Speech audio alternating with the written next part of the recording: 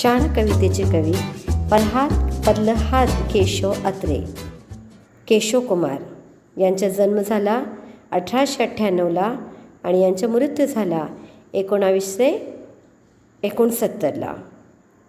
प्रसिद्ध शिक्षण तज्ज्ञ, नाटककार, कवी, चित्रपट कथालेखक.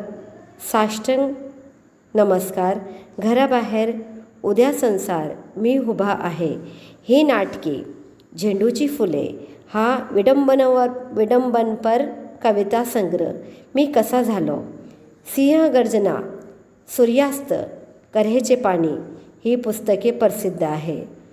तो मी नव्हेच, मोरूची मावशी, प्रतिसंगम ही त्यांची नाटके रंगभूमीवर प्रचंड लोकप्रिय ठरली.